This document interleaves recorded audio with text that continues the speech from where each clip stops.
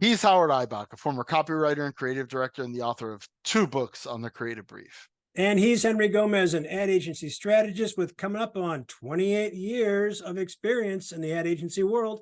And together, he and I are the Brief Brothers. We love talking about advertising, creative briefs, and briefing. Henry, we have another young guest with us today. She is a graduate of Mark Jensen's class at the Hubbard School of Journalism and Mass Communication at the University of Minnesota. Her name is Gabi Kinney. She is a senior strategist at Broadhead, and she will tell us more. Let's join the conversation.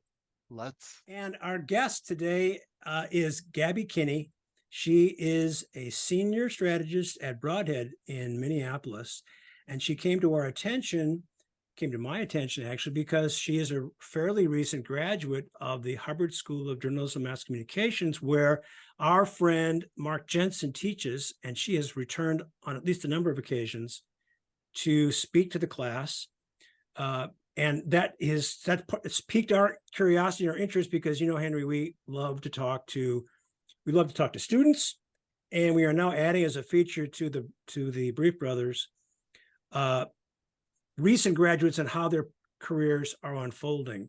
So Gabi Kinney, welcome to the Brief Brothers. Henry and I are grateful to have you. Hi, Henry. Hi, Howard. Super excited to be here. Thanks for having me on. We're excited. And so what we want to do is get a sense of what drew you to the field of advertising as a strategist. Was strategy really what attracted you at first? Tell us about how you found Mark's class. Kind of draw a picture for us of your trajectory into where you are now, and then we'll ask you questions about your current position. Sounds good. Yeah, and I guess the short answer to a comingly long answer is that no, I didn't know about brand strategy when I first started. I started my college career not really knowing what I wanted to do. I went into my academic advisor on our first meeting and said, I have no idea, help. I don't know what I want to do for the rest of my life. Yeah, and welcome to the club. How many of us were in that same boat, right? Yes, yeah. Age 17, 18, like, yeah, you're supposed to know what you're going to do the next 50 years. Have everything figured out on that exact day that you start college. No, but so one of the best pieces of advice that she gave me was, all right, sometimes to figure out what you want to do, we should figure out what you don't want to do. So she put me in chemistry and microeconomics and classes that I later came to find I was not interested in at all. But one of the paths that I started was psychology and also communications. So my mom is a clinical psychologist, and growing up, she was one of the people I admired the most for just how selfless she is and how much she gives back to her community and helps people in need. And so I knew I loved and was intrigued by psychology.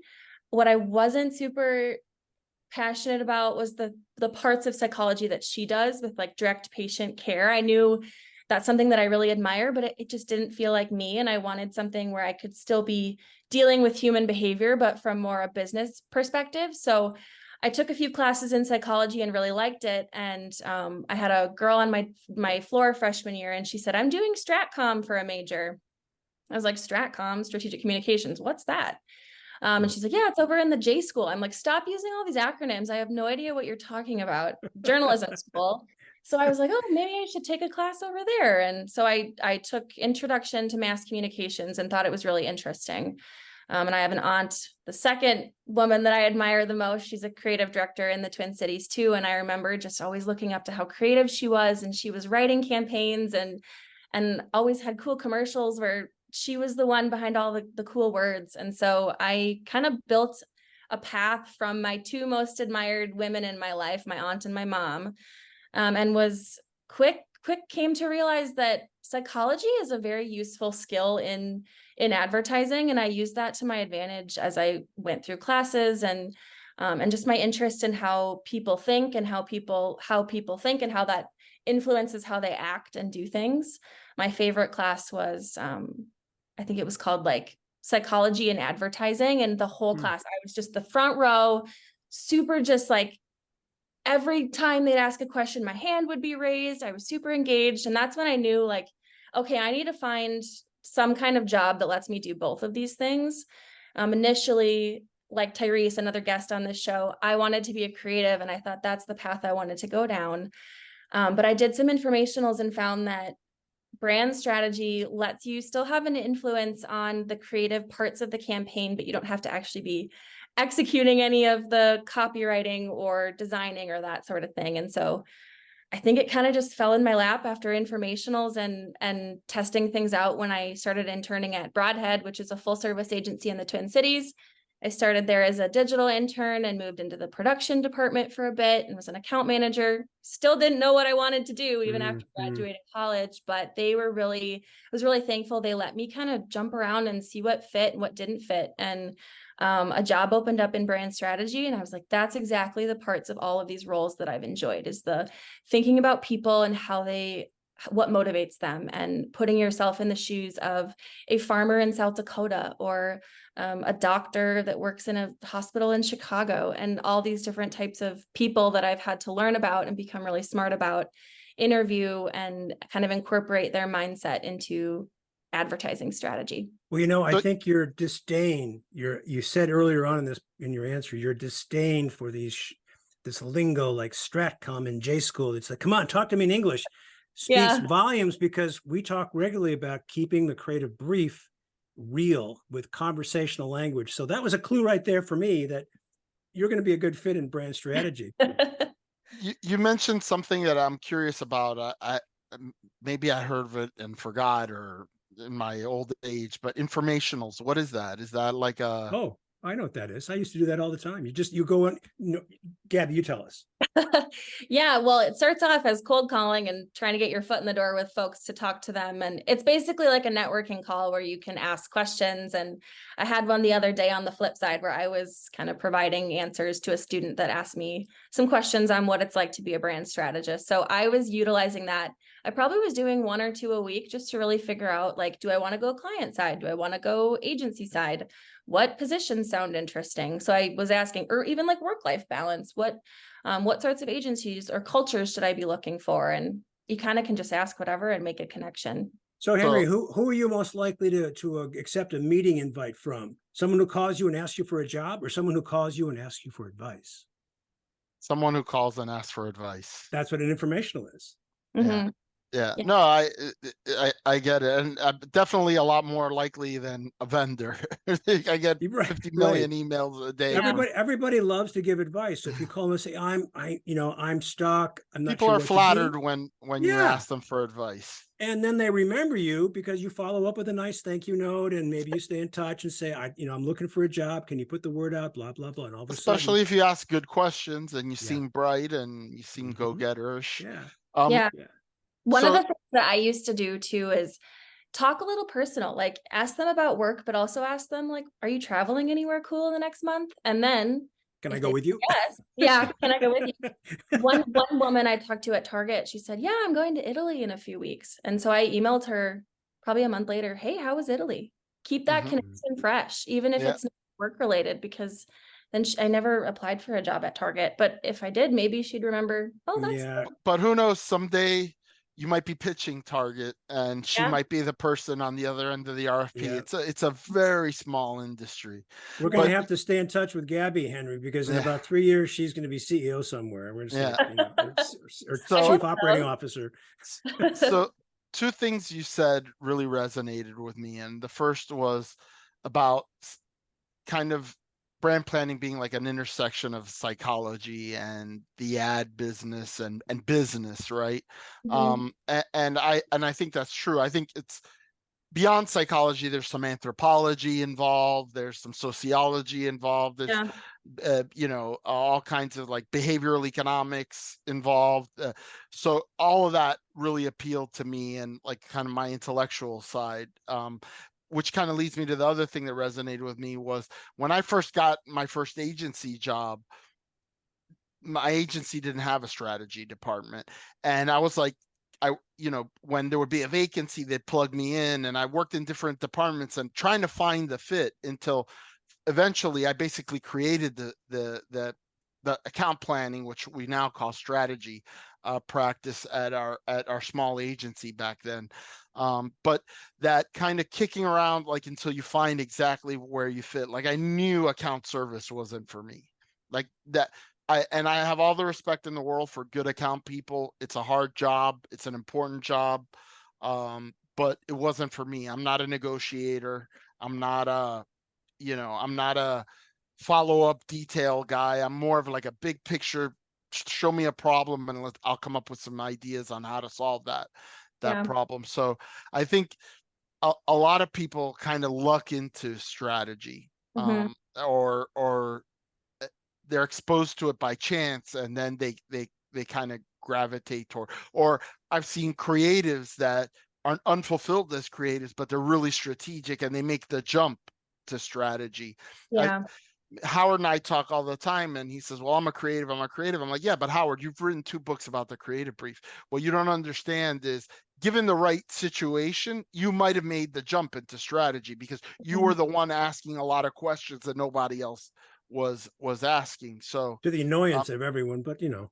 I think there's a lot of power in that overlap when you have creative minded strategists and strategy minded creatives. Yeah. Yeah, that Because brings up 2 things like that sparked in my brain is Broadhead. We actually have, now that you mentioned like anthropology, my supervisor, our like SVP of strategy that I report to, she is an anthropologist by trade, and there's a sociologist on our team. So we have kind of developed a team of all of the ologies, where we need someone who, if they need something human brain, human motivation, mindset type of work done on a persona, they'll call me in and say, hey, Gabby, can you work on this one? So we really do kind of bounce off of each other. Like, it doesn't just have to be my client. It could be a client that someone else works on. But if they need a theory or something I learned about in school that they want to build on, they'll pull me in. And I think that's very valuable. And the other thing with kind of the strategic creatives and creative strategists, we've been trying to move away. I guess the terminology of the term brand strategist has been changing, like from account planning and its roots, but also we've been trying to really call ourselves like brand strategy and not strategist, even though my title is technically senior strategist, because they say everybody needs to be strategic. Even the account folk need to be strategic. And so we can't just be the ones deemed the strategist, because everybody needs to be strategic. And there's digital strategists, and there's brand strategists, and social strategists. And so there's a lot of these jobs that are emerging. So I think we'll start to see changes in what we call ourselves down the line. Yeah, unfortunately, that's one of my pet peeves about our industry. Really? We're always moving the ball on Changing? on Yeah. titles, and we're in love with the latest thing, and it's like, so we can't be this anymore. We got to be this. Like, Yeah. give me a break. Like, I guess I've been in it almost 28 years now, and it's one of those pet peeves. Another thing that, by the way, you sparked me when you were talking about psychology is, it's not only the psychology of the consumers. You're going to find, as you mature in your career, and you've already matured a lot in 3 years, senior strategist, and congratulations on that, is that psychology also of clients is really important. Creatives are not necessarily the most gifted when it comes to knowing the psychology of clients. And if you have a challenging idea you want to sell, a really good strategist is going to be instrumental in like setting up the groundwork in that kind of pre-pitch of, so that the off the wall idea doesn't seem so off the wall. So psychology, I think, has multiple facets that are at play when you're a working strategist at an agency. Mm-hmm. Yeah, I want to back up and talk about your evolution through school, because I know you took a class by a friend of ours, Mark Jensen. Yes. And that was one of those classes that did you find that class? Did someone point it out to you? Did you just, how did you come across, was it required? How'd you get to Mark's class, and what came of that? Yeah, so my first interaction with Mark, I actually had a good friend of mine who was also in the major, and she was taking, I think it's called like creative campaign development. The titles might have changed since then, but she came to me and was like, oh, there's a guest speaker in my class. Her last name's Kinney. Do you know her? And I was like, yeah, that's my Aunt Beth. Was coming in to speak at Mark's class because they used to work together at an agency in town. And so I emailed Campbell Mark. Mithun? I can't remember the name of it. I don't think it's around anymore. But that's Campbell Mithun. Campbell Mithun Yeah, used to be, I don't think and it that's was Campbell, but okay. They worked together in a past life, and I emailed Mark and said, hi, can I come sit in on your class? I'd love to listen to my aunt speak. And I was so embarrassed at the time. He's like, hello, class. We have a guest in the class today, and her name is Gabi, and she's related to the guest speaker. And I was like, please, I just was trying to be a fly on the wall for this class. But then after that, we have to take a class called senior campaigns or something. It's like our senior project. You get a client, and it's usually you work with a real client. So ours was Best Buy. And I wanted Mark. I knew I'd heard a lot of great things about him. I hadn't taken a class with him So before. you get like an advisor or something, or he's the teacher of the class? He's the teacher, Okay. but there's a few professors that offer it, and you have to take it your senior year. So I knew I wanted Mark, and I was not wrong. He is an amazing mentor. He starts every class with resources. I mean, Howard, you've spoken in his class. You've probably seen, like, he'll show campaign, like a new ad campaign that's out, and the class will talk about it, and he'll give resources and internships that are open. And he really provides so much value beyond just teaching topics about advertising. Oh, I follow him on LinkedIn, and it's just amazing what he posts on LinkedIn. He has been a crucial connection in the roles that I've been in, and even the decisions. Like, I applied for, like many students that want to go into the agency world, you apply for maybe 10 to 15 different agencies, hoping to land an internship and kind of land your way into the industry. And I graduated during COVID. So when I applied for all those those agency internships, COVID hadn't quite, quote unquote, hit yet. And I was interviewing right when schools were shutting down and people were quarantining and staying home. And Broadhead was one of the only agencies in town that kept their internship that summer. But they were the first ones that I heard back from about landing an interview. And I remember going to Mark and saying, hey, should I take this internship, or should I applied for a bunch more. Should I wait and see if maybe I hear back from a few others? And he goes, nope, take it. Take that internship.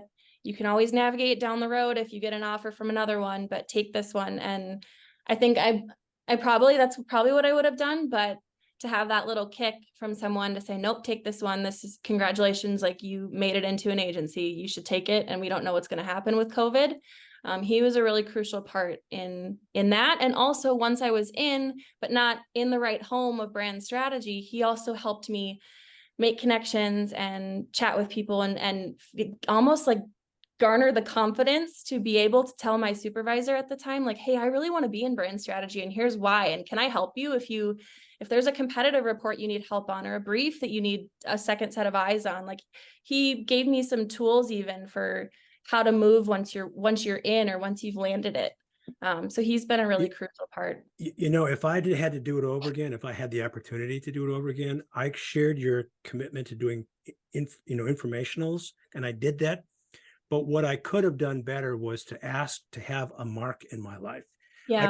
I could have connected with a creative whose work I admired and said, I'm struggling. I'm not sure what to do, where to go. Could you help me? And that would have been a huge leg up, because I think it took me 2 years before I finally landed a job in an ad agency. And once I got into the agency world as a copywriter, very junior, the job only lasted 6 months. But when I got into that job, I realized everyone just bounces around from one agency to the other. Not 100%, but that's a reality. And it was, once you're in, you're kind of in, your network is sort of built in. That's the hardest part, is the first breaking through the first door. Right. I accidentally backed in through the first door, which was crazy, but that's my specific. But people that are trying to get a job in advertising, I think it is the hardest step, is getting through that first door, because once you're in and you have something on your resume, then you become viable at any other agency. All of a sudden, you've got more of a serious book. I mean, a lot of people have spec books, and I had a spec book too, and I would keep working on my spec book because it takes a while to build up an actual book. But you got that first job, it's like, okay, someone wanted you. You could work with a client, you could work internally. So you were doing the right things. And Mark, I agree with you. Mark is pinch hit for us. He was our sub. I need to go on vacation again so he can guest host again. He's a great guest host. He really is. So let's go. go ahead, Henry, because I just wanted to ask you, you mentioned you're at an agency called Broadhead, and we were talking a little bit before we started, and you mentioned agriculture and B2B, which is really, my wife works at a B2B agency. A lot of people don't really see the allure of B2B. I've worked in B2C my whole life. But I did get to judge the Nebraska Addies a couple of years ago, and there was a lot of agricultural B2B Yeah. in that award festival. it's a fun category. Yeah, It's a fun well, I mean, category. there was some really clever and good work in that in that category. Just wanted any impressions, anything that you learned, anything that talk about B2B in the particularly in the agricultural area. Yeah, yep. So when I started at Broadhead, we were mostly agricultural clients, wide ranging, anywhere from crop nutrition to like animal pharmaceuticals and everything in between. But a lot of like farmer audiences. And now we've grown, we're about almost, I think, 3 times as big, and we've rebranded, and now our whole spiel is that we power the brands that transform how we eat, move, and live. So eat is still that kind of historic, what we were founded on, agricultural, both B2B and B2C. But I would say I work probably half and half on B2B, B2C clients now, but I will say is that background in B2B, especially early in my career, it makes you a better strategist a lot faster, because it's hard to learn an industry that you know nothing about. I grew up in a suburb of Minnesota. My grandpa owns a farm, but I've never been on it. Like, I didn't know anything about these audiences that I was having to learn about. So I had to do a lot of work to get really smart on clients and set up interviews that I really didn't know what I was asking, and learning kind of on the spot. But I think it really propelled my strategic thinking and like quick decision-making skills faster, of having to kind of learn things that I wasn't super comfortable with. Because Yeah, I mean, I B2C think clients are exciting, and I would love to work on a big national brand someday as my primary client, but I do think like B2B is just as fun. I think that I think that there's an interesting issue there with between B2B and B2C as a strategist. When you're working on B2C, business to consumer advertising, it's easy to fall into the trap of, I know that because I'm a consumer too. Yeah. When you're working B2B, when you're talking about a farmer and you don't know anything about, you automatically know, I need to learn what these people, what motivates them, what they do, what are their fears, what are their hopes, what are they, what are they looking for in this particular category, et cetera, et cetera. It's more straightforward in the sense that you don't know.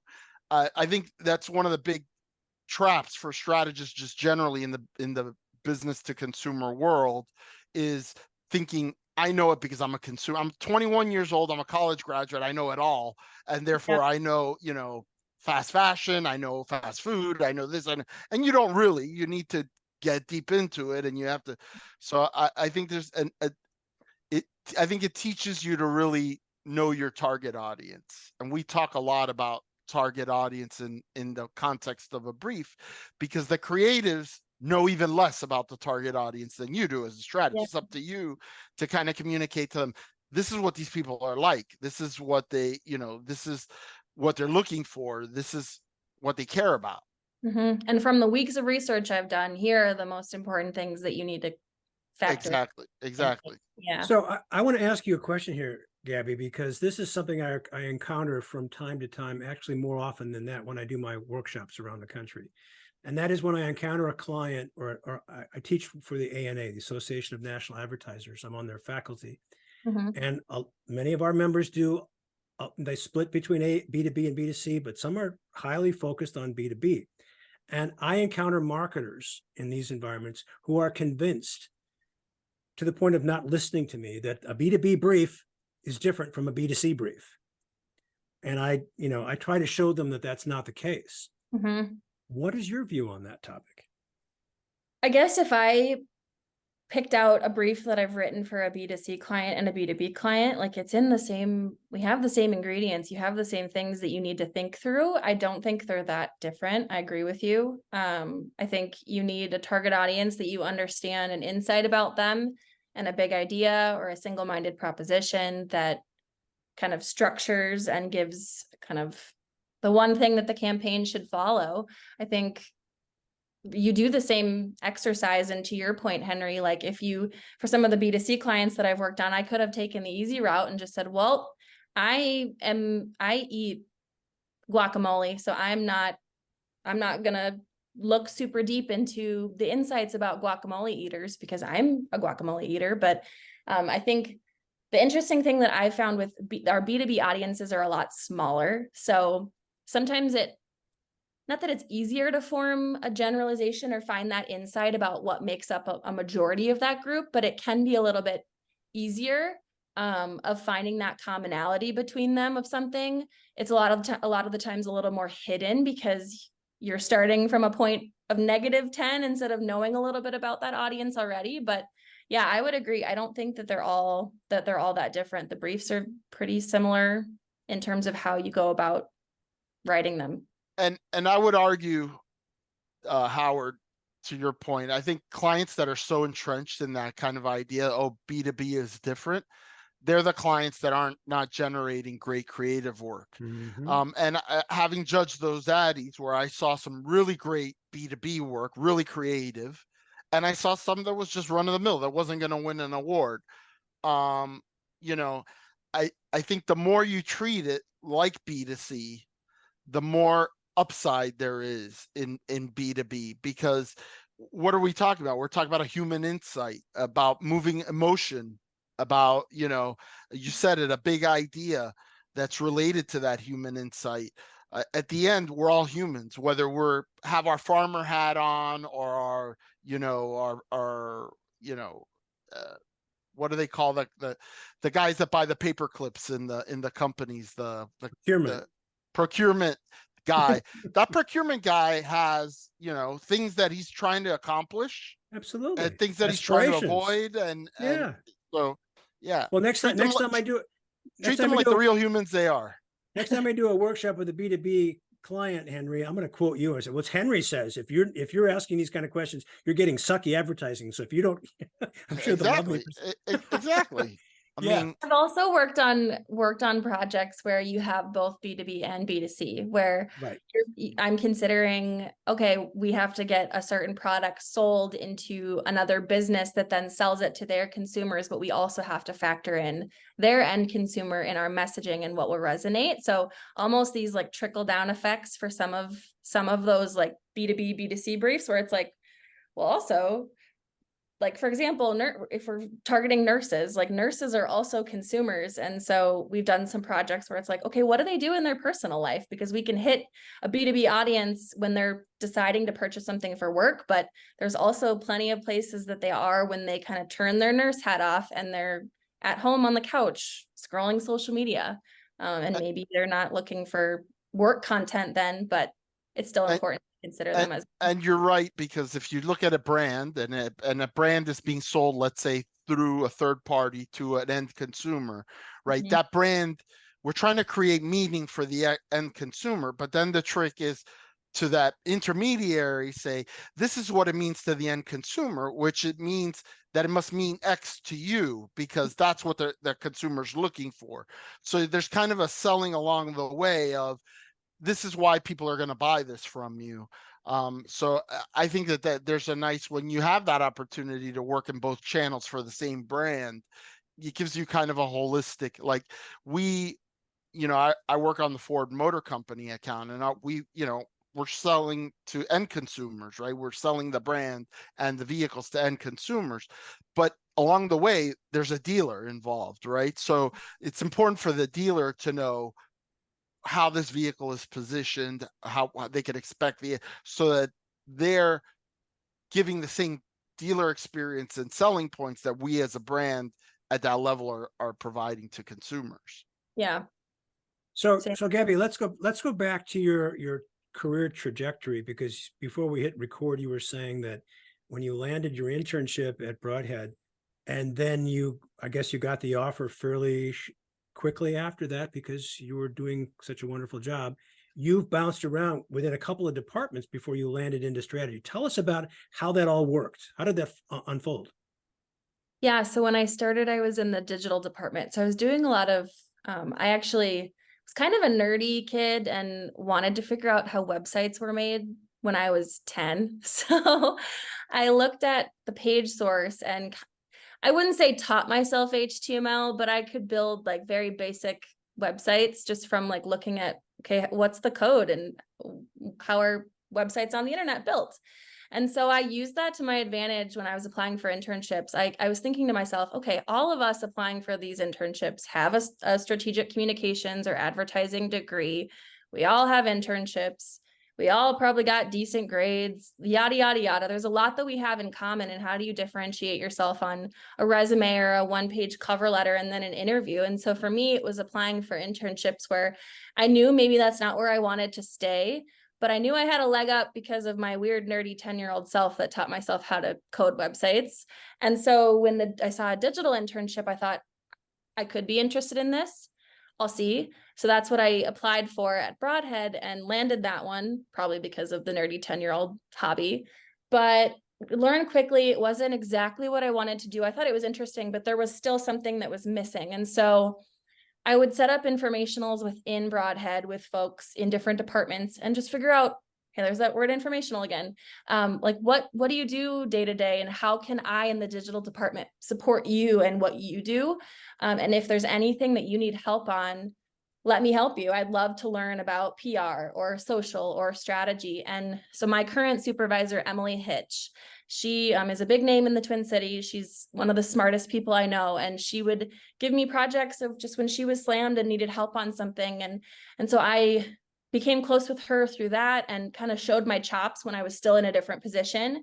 And then I guess that's kind of how I would move between different roles. And then when a job opened up, I was the first person she thought of, hey, let's give Gabi a shot. She's expressed interest and I know she can do it. So I think staying nimble and utilizing that free time or extra time you have outside of your current job's duties to help out folks in other areas you're interested in. Wow, that's a good, ladies and yeah. gentlemen, we need to tell you to go to school on what Gabi just said, because that is great advice. And I know if you're struggling to get that first, whatever it is, first internship, first job, you don't stop the networking once you get the job. You got to keep building that networking even within the company where you work. That's great, Gabi. Yeah. And the other lesson is as you climb the ladder, and let's say now you need to hire a strategist under you, is look for the talent that's around you in the agency. Yeah. I've been able to poach a couple of people from the account team in my, because I see them and I say, this person's frankly way too smart to be working on the account team, or that there's a part of them that's being wasted, that's not being utilized. And I know that they would make great strategists. And I think it's easier to plug in a junior account person than it is to plug in a junior strategist. There's just some it factor that you need to have to be a strategist, and it's easily recognizable when you are a strategist. And so I would say if you're kind of a mid-level strategist who's, you know, putting together a team, look around, because there's probably people already in the agency. It could be a traffic, you know, project manager, could be a junior creative, could be an account person. Mm-hmm. Yeah. Another thing that I did, so because the strategy department was rather small when I got pulled into it, one of the things that I did is I tried to restructure my role. I don't know how typical this is, but I said, hey, I would love to give like 10 hours a week on strategy. Can I still be doing if there's not a role open for me now, can I still be doing my account management duties and kind of serving the clients that I have, but give 10 hours where I can have that dedicated towards any strategy work. And through that was able to then say, hey, I'm doing now 20 hours. I would like a title change. I don't want to be an account manager anymore. I would like to be a strategist. So it was a very slow moving process. I have seen some people, like we have a few strategy analysts right now, and they came in as strategy analysts or strategy interns. So I've seen it both ways, but for my path at a smaller agency at the time, there wasn't a job open. So I almost had to wait for one to be open and show why I needed to be that person that they chose. You made it happen, Gabby. Yeah. There's no saying in our business, we need to fix the airplane while it's still in the air. We need to Or we build the airplane build the while we're flying it. while we're Yep. flying it. Well, you're kind of doing a version of that, building your career while it's in the air by simply adding on to and then making the switch without landing. I don't know if that's a perfect analogy, but it sounds great. Plus, there's an added benefit of you get to see how the agency is working in different facets. And I had that at my first agency. Like I mentioned, I was bouncing around in different roles. So if I had gone into a big agency in a strategy role, let's say, that would be all I knew. But since I worked at a small agency and I worked in the bookkeeping department, I helped out in the creative department. I was a traffic and production person. I learned print production. I got to learn the different aspects of the business and then the business of advertising, the billing, so I think by the time I became a strategist, I was way more mature in terms of understanding all of the components around me that were operating in the agency. And so I have a lot of empathy for the creatives and for the account people and that, because I kind of dabbled in those roles for a time. And I think that helps someone be well-rounded. And if anything, a strategist really needs to be well-rounded. Like you have to be a generalist, really. Yeah, that was always my main, like one of the biggest questions I had when I would help on a new project is like, what's the social process? How does a job get opened? How do you start planning? Like, I was so curious about the inner workings of things outside my department because they don't teach you that in school. You learn, here's what an account person does, and here's what a project manager does, and the very basic surface level of those things, but not how they actually execute the things. mechanics of opening a job, creating a job jacket. Someone has to do it. It was me for about a year. Yeah. So I want to ask you about your approach to creative briefs, but I also want to talk to you about returning to Mark's class and others and hearing what the younger people are saying or asking of you. Let me start with your approach to the creative brief. You took Mark's class and others. Do you have a particular philosophy or approach to writing a brief or an attitude toward it? That's a good question. I think I've seen a lot of different kinds of briefs, and every agency has a different template that they use. And it was even different than what we used in school. And so I think although the templates are different, like the ingredients are a lot of the times very similar of the types of things that you're looking for. I would say like the hardest part of a brief for me is usually that human insight. Just because like I always want to tease out a few different options and see what fits best. My approach is usually like teasing out a few things and then maybe setting up a meeting with the creative director on that specific project and seeing what sticks with them or what, like, I love to incorporate my creatives into the brief writing process too. Music to my ears. Because part of what I struggle with is like, although I trust that I can do this very well, I don't want to be the only person that's influencing this at this early stage and the worst thing for me is when we get halfway down the creative concepting phase and the concepts don't fit the brief. And it was something that maybe we could have avoided early on if we would have had that conversation and did more of that collaboration. That's what Henry does that all the time. I love referring to that. He likes talking about it. He's always consulting with his creative director. And I quote Henry all the time when I do my trainings. That's great. Another thing that we're currently doing with our brief is we haven't done it yet, but the whole strategy team at Broadhead is going to ask all the creatives, like, what's your favorite brief that you've worked on, so that we can kind of compile their answers and see like what are some things that they've appreciated of the briefs that have been like their favorite to work on. And was it the most exciting project, or was it the most well-written brief, or what's kind of those commonalities of some of the things that they've enjoyed from the briefs they've worked on. There are some that are like more plug and chug, they're not like, you're not coming up with a big campaign idea. You're maybe doing one social post for Q4. So there are some that maybe aren't as quote unquote fun to do as the big shiny campaign idea, but yeah, I'll be curious to see what they say for some of their favorites. Do you believe that every project requires a brief? I do not. I think there are some projects that we do that are more tactical, and we use Workfront, and we'll push through things like maybe it's just slightly tweaking the image on this specific social post, or some things where it's updating the date or some of that stuff. So we push through some of that, but we have been trying to have a really good groove of like, talk with your strategist about this project if you're not sure if it needs a brief, and we will help you decide like, hey, this is a new idea and we need to do more research into that human truth, or no, this is pretty similar, maybe we just modify this past brief. And sometimes there's briefs where I don't need to own it. The account person can kind of take a stab at it and I'm more of a review. So it depends on the project, but I would say for any like big campaign idea, like the strategist is the one that's running it.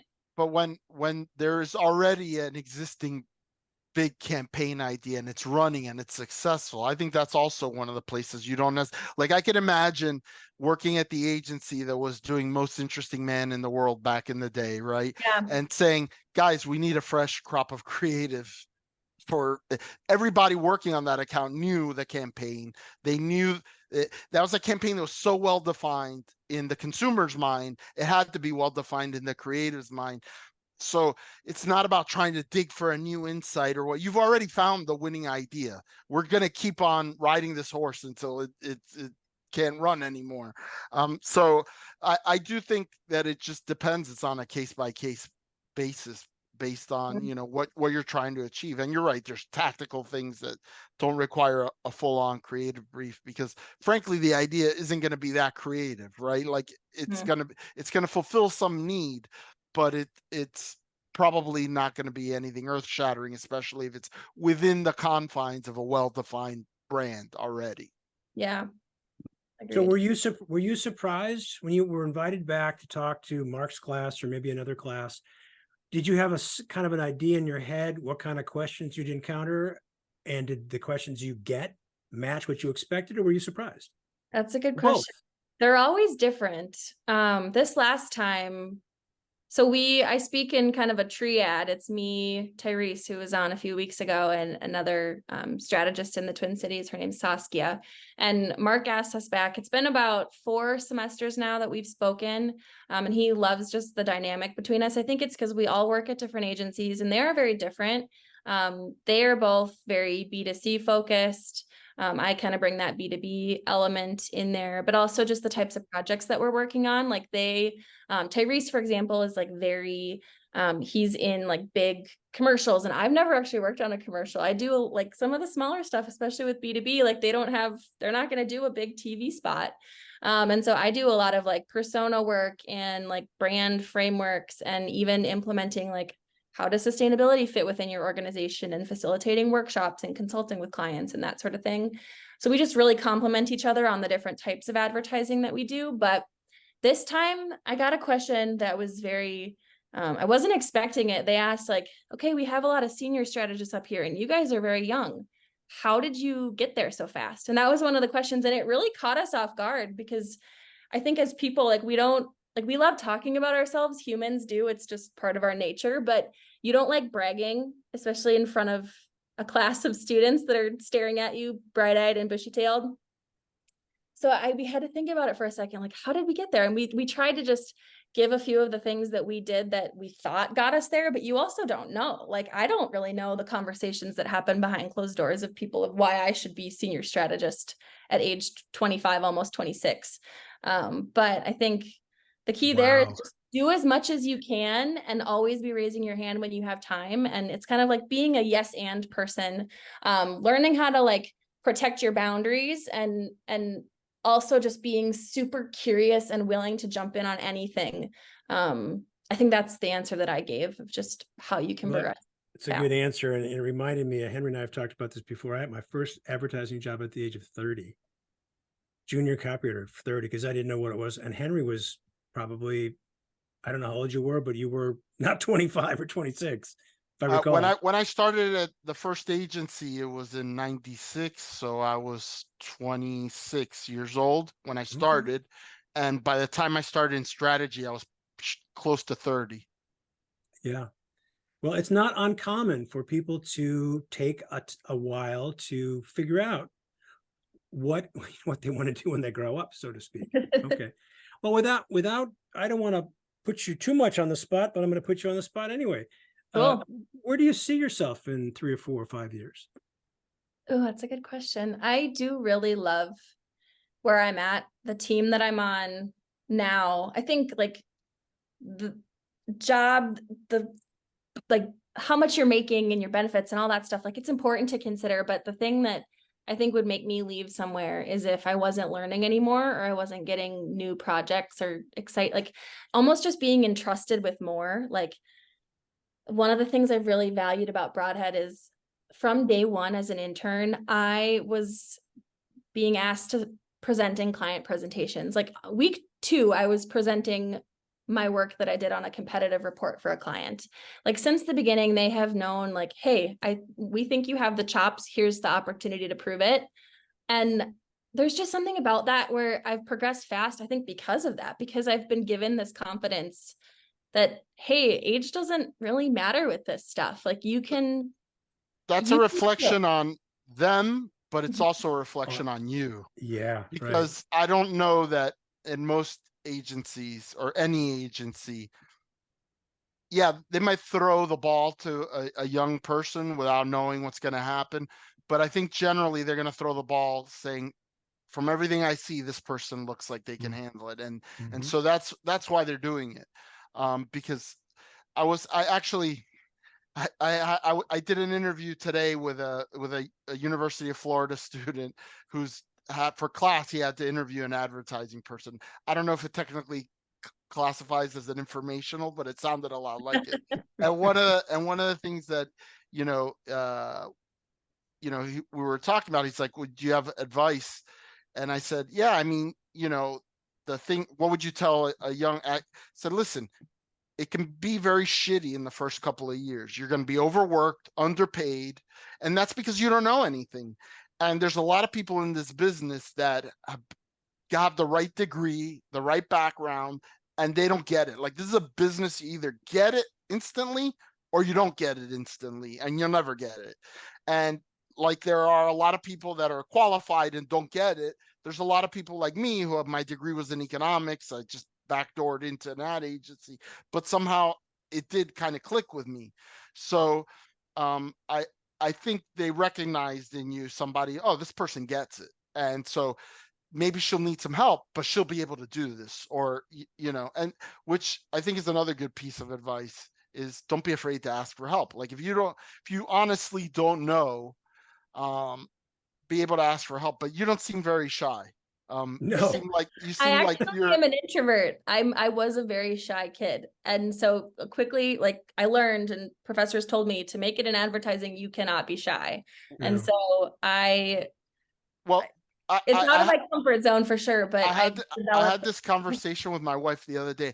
I don't think that shy and introversion are synonymous. I agree. Because you can be shy, meaning you're afraid to talk to a stranger, you're afraid of uncomfortable situations, but when you're comfortable with you could still be an extrovert and be shy.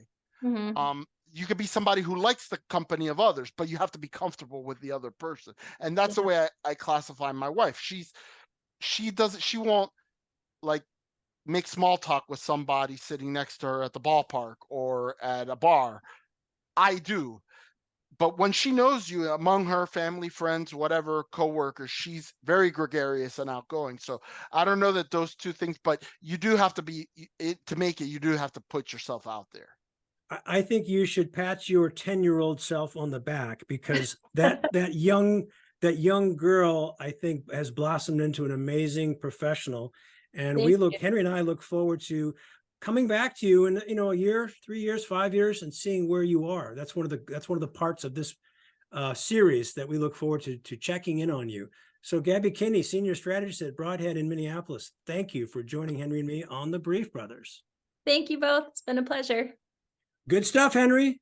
Good stuff, Howard. He's Henry Gomez. And he's Howard Eibach, and together we're the Brief Brothers. Till next time.